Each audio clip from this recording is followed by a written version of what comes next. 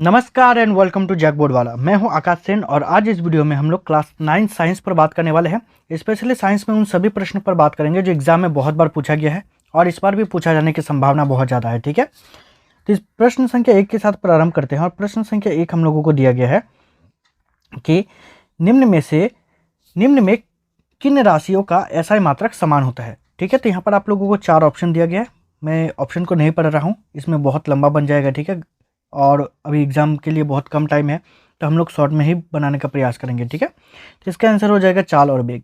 ठीक है, देखिए क्लास 10th में मैं आप लोगों को डिटेल में पढ़ाऊँगा। ठीक है, क्योंकि अभी समय कम है इसीलिए बस मैं आप लोगों को इंपॉर्टेंट क्वेश्चन बता रहा हूँ, लेकिन क्लास 10th में मैं आप लोगों को डिटेल में पढ़ाऊँगा, इसलिए चैनल को सब्सक्राइब जरूर कर लीजिएगा। ठीक है, प्रश्न संख्या 2 पर बताया जा रहा है कि निश्चित दिशा में वस्तु द्वारा तय की गई दूरी है, तो यहाँ पर क्या हो जाएगा, तो इसका आंसर हो जाएगा आप लोगों का वेग। ठीक है, अगला प्रश्न है हमारे पास कि वेग का ऐसा मात्रक क्या है। तो वेग का यदि ऐसा मात्रक का बात करें तो मीटर प्रति सेकंड होता है। ठीक है, अगला प्रश्न है हमारे पास कि स्वचालित वाहनों में एक यंत्र लगा होता है जो उनके द्वारा तय की गई दूरी को प्रदर्शित करता है, इस यंत्र को कहते हैं। तो इस यंत्र को क्या कहा जाता है, तो इस यंत्र को ओडोमीटर कहा जाता है। ठीक है, अगला यदि हम लोग प्रश्न पर बात करें तो इसमें हम लोगों से पूछा जा रहा है कि यदि पिंड का द्रव्यमान दोगुना कर दिया जाए और उसका वेग आधा हो जाए तो पिंड का रैखिक संवेग हो जाएगा। तो रैखिक संवेग का यदि बात किया जाए तो क्या हो जाएगा, आधा हो जाएगा। ठीक है, आधा हो जाएगा। आगे यदि बात करें हम लोग प्रश्न संख्या 6 पर, तो इसमें हम लोगों से पूछा जा रहा है यदि दो वस्तु ए और बी के द्रव्यमान क्रमशः 6 kg तथा 34 kg हो तो क्या होगा। इसमें चारों ऑप्शन दिया गया है, तो यहाँ पर हो जाएगा बी का जड़त्व ए के जड़त्व से अधिक हो जाएगा। ठीक है, बी का जड़त्व जो है वो ए का जड़त्व से अधिक हो जाएगा। आगे यदि बात करें प्रश्न संख्या 7 पर, तो इसमें हम लोगों से पूछा जा रहा है कि न्यूटन गति के किस नियम को जड़त्व का नियम भी कहा जाता है। तो न्यूटन की गति का प्रथम नियम जो है इसको जड़त्व का नियम भी कहा जाता है। ठीक है, अगला प्रश्न है हमारे पास कि रॉकेट किसके सिद्धांत पर कार्य करता है। तो रॉकेट जो है संवेग संरक्षण का सिद्धांत का पालन करती है या तो संवेग सिद्धांत पर कार्य करती है। ठीक है, अगला प्रश्न है हम लोगों का कि 60 kg द्रव्यमान के किसी मनुष्य का भार चंद्रमा पर क्या होगा। तो चंद्रमा पर जो है उसका भार जो है 10 न्यूटन का हो जाएगा। क्यों, क्योंकि चंद्रमा पर पृथ्वी का 1/6 भाग जो है उतना गुरुत्वाकर्षण लगता है इसलिए। ठीक है, अगला यदि बात करें 10 नंबर प्रश्न पर, तो इसमें पूछा जा रहा है यदि दो वस्तुओं के बीच की दूरी को आधा कर दिया जाए तो उसके बीच का गुरुत्वाकर्षण बल किस प्रकार बदलेगा। तो उसके बीच का गुरुत्वाकर्षण बल जो है वो 4 गुना क्या हो जाएगा, बढ़ जाएगा। ठीक है, अगला प्रश्न है हमारे पास प्रश्न संख्या 11। इसमें हम लोगों से पूछा जा रहा है कि ध्वनि किस माध्यम से गमन करती है। तो यदि हम लोग बात करें तो ठोस, तरल और गैस तीनों पर गमन कर सकती है, इसीलिए इसका आंसर हो जाएगा उपरोक्त सभी। ठीक है, अगला प्रश्न है हमारे पास कि वायु में ध्वनि तरंग निम्न में से किसका उदाहरण है। तो किसका उदाहरण है, तो इसका आंसर हो जाएगा आप लोगों का अनुदैर्ध्य तरंग का। ठीक है, अगला प्रश्न संख्या 13, जिसमें हम लोगों से पूछा जा रहा है कि मानव श्रवण की श्रव्य परास की ऊपरी आवृत्ति सीमा लगभग कितनी होती है। तो आप लोगों को पता है 20 से लेकर के 20,000 तक होती है। ठीक है, तो 20,000 तक होती है। तो यहाँ पर तो आप लोगों को 20,000 नहीं दिया है, लेकिन आप लोग देखिए यहाँ पर 2K मतलब यहाँ पर 1000 होता है। ठीक है, तो 2 किलो हर्ट्ज होता है। किलो हर्ट्ज मतलब किलो में पता है 1000 होता है। खैर आगे यदि बात करें इसका आंसर पर, जिसमें हम लोगों को पूछा जा रहा है कि दो विभिन्न पदार्थों के कणों का स्वतः मिलना क्या क्या कहलाता है। तो दो पदार्थों का स्वतः मिलना जो है वो विसरण कहलाता है। ठीक है, अगला प्रश्न है प्रश्न संख्या 15। इसमें पूछा जा रहा है बर्फ का गलनांक कितना होता है। तो बर्फ का गलनांक आप लोगों को पता है 0 डिग्री सेल्सियस पर गलता है, लेकिन यहाँ पर तो 0 डिग्री सेल्सियस है नहीं।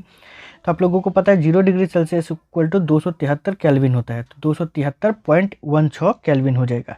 ठीक है, आगे यदि बात करें प्रश्न संख्या 16। इसमें पूछा जा रहा है निम्नलिखित में से किसे सबसे अधिक संपीड़ित किया जा सकता है।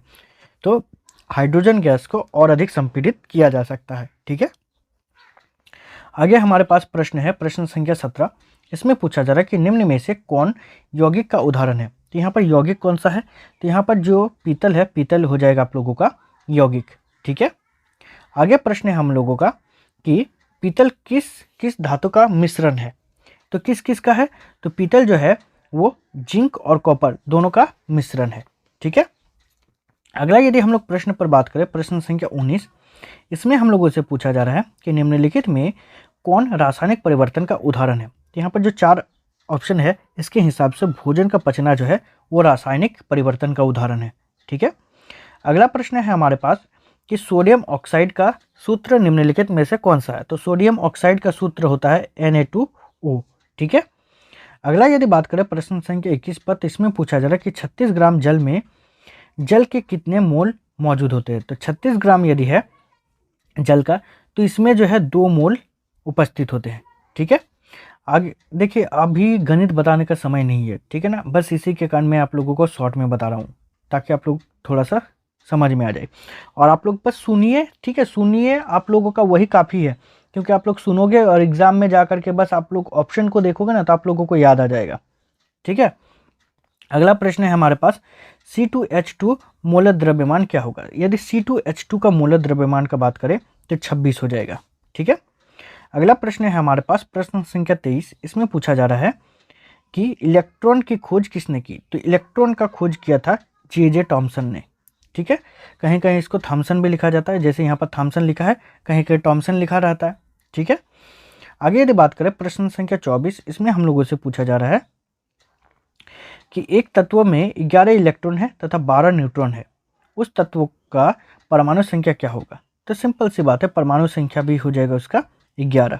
जितना इलेक्ट्रॉन की संख्या होती है उतना प्रोटॉन की संख्या या परमाणु की संख्या होगी। चलिए आगे यदि हम लोग बात करें यहाँ पर, तो इसमें हम लोगों को पूछा जा रहा है कि किसी तत्व के समान समस्थानिक में निम्नलिखित में कौन और परमाणु का समान नहीं होंगे। ठीक है। तो उसका इलेक्ट्रॉन तथा प्रोटॉन दोनों हो जाएगा इसका आंसर।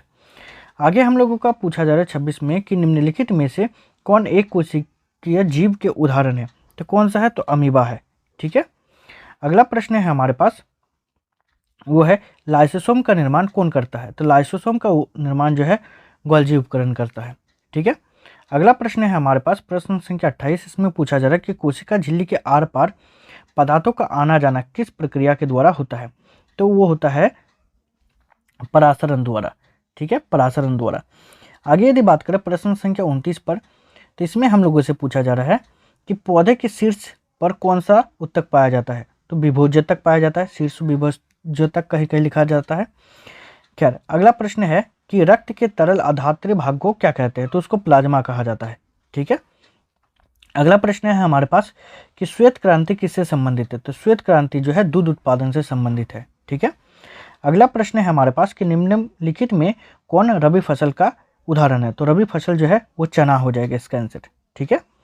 अगला प्रश्न है हमारे पास प्रश्न संख्या 23, कह रहा है कि जीवों के वर्गीकरण का सर्वाधिक मूलभूत लक्षण क्या हो सकता है।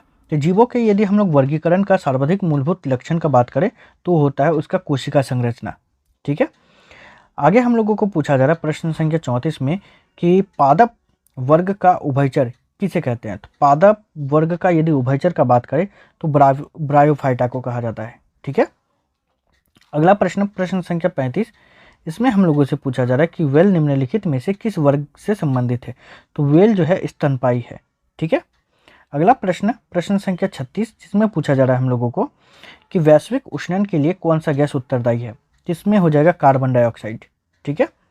अगला प्रश्न है हमारे पास कि जल प्रदूषण से निम्नलिखित में कौन सा प्रभाव नहीं होगा। तो कौन सा प्रभाव नहीं होगा, तो जल प्रदूषण के कारण फेफड़े से संबंधित रोग नहीं होगा। ठीक है। आगे यदि बात करें प्रश्न संख्या 38 पर, तो इसमें हम लोगों को पूछा जा रहा है कि निम्नलिखित में कौन असंक्रामक रोग है। यहाँ पर कौन सा जो है, तो रतौंधी हो जाएगा। ठीक है। देखिए, अभी क्लास 9th में आप लोगों को मैं डिटेल में नहीं बता पा रहा हूँ क्योंकि समय बहुत कम है, लेकिन मैं आप लोगों को प्रॉमिस कर रहा हूँ कि क्लास 10th में आप लोगों को डिटेल में बताऊँगा। ठीक है। इसीलिए आप लोग चैनल को सब्सक्राइब जरूर कीजिएगा और मेरा मोटिवेशन लेवल को बढ़ाने के लिए अपने फ्रेंड के साथ भी शेयर जरूर कीजिएगा। ठीक है।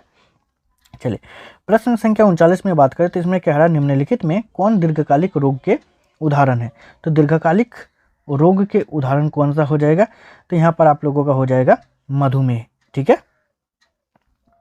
आगे यदि प्रश्न पर बात करें तो इसमें हम लोगों को पूछा जा रहा है कि जीवाणु निम्नलिखित में से कौन वर्ग में आते हैं। तो यदि जीवाणु का यदि बात किया जाए तो वो मोनेरा वर्ग में आते हैं।